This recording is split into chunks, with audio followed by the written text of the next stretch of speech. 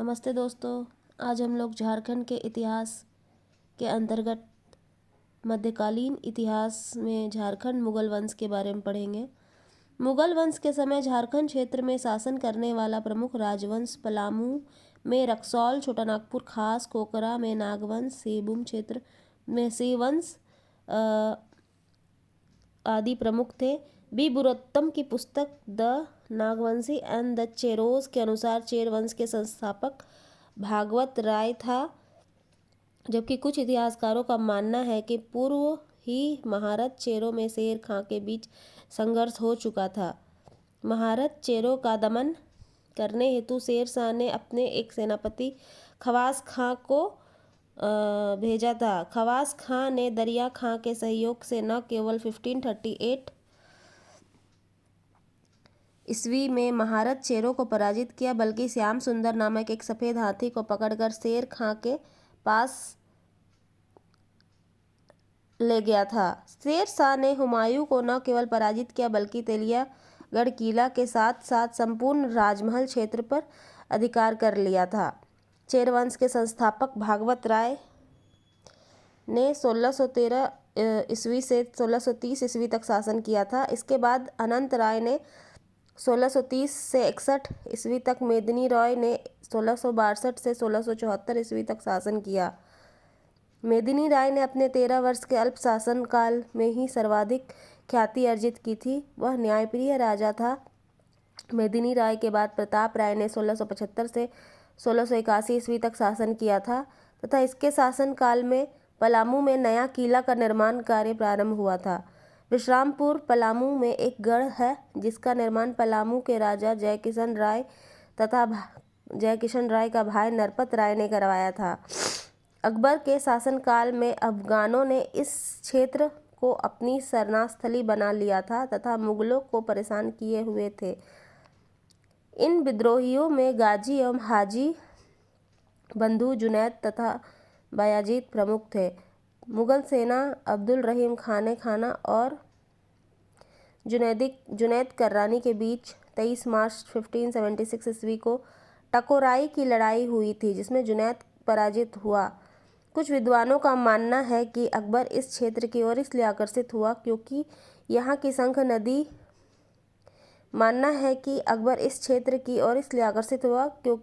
शंख नदी में हीरे पाए जाते थे। अकबरनामा एवं माथिल उर उमरा के अनुसार 1585 ईस्वी में मुगल आक्रमण के समय नागवंश का शासक मधुकरण शाह अथवा मधु सिंह था।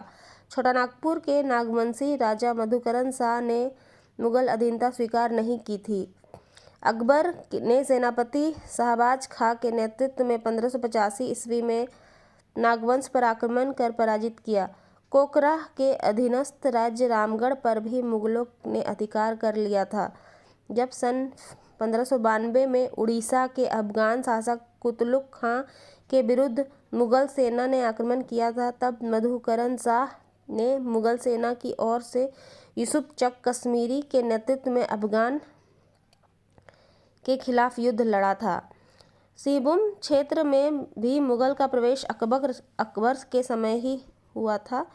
अकबर के समय पोरहाट में सिंह वंश के राजा लक्ष्मी नारायण सिंह, नरपत सिंह प्रथम, कामेश्वर सिंह तथा रंजीत सिंह थे। आनकबीरी के अनुसार रंजीत सिंह ने मुगल अधीनता स्वीकार कर अकबर के सेनापति मान सिंह के अंग रक्षक दल में शामिल हो गया था।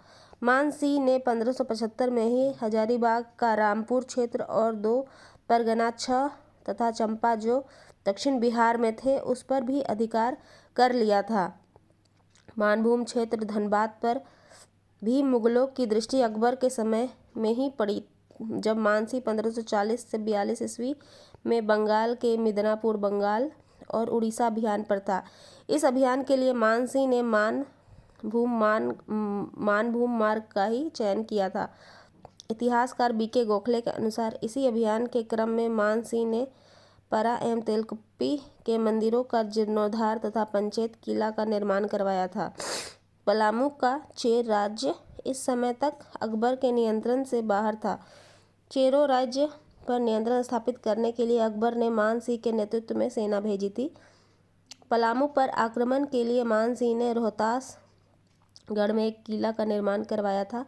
मान सिंह के आक्रमण के समय पलामू का चेर राजा रणपत चेर था।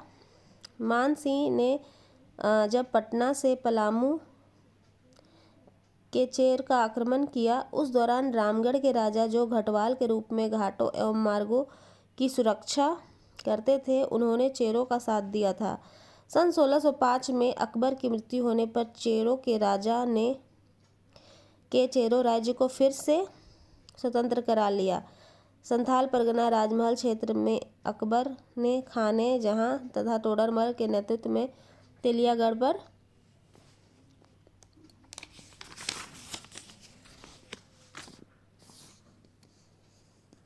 अधिकार कर लिया था।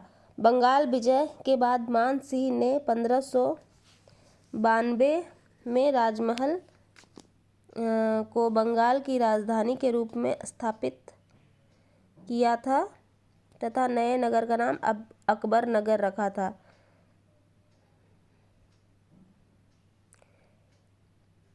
शंख नदी में पाए जाने वाला हीरा ने भी जहांगीर का ध्यान झारखंड की ओर आकर्षित किया था। टॉलमी के एडमास नदी का वर्णन किया है। ग्रीक भाषा में एडमास का अर्थ होता है हीरा, जो संभवतः शंख नदी था। जहांगीर के समय झारखंड में कोकरा क्षेत्र में नागवंशी राजा दुर्जन साल शासन कर रहा था।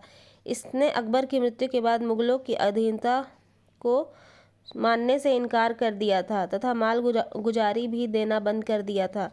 दुर्जन साल हीरों के राजा के रूप में प्रसिद्ध था। जहांगीर ने 1612 ईस्वी में जफर खां को बिहार का सूबेदार बनाया था।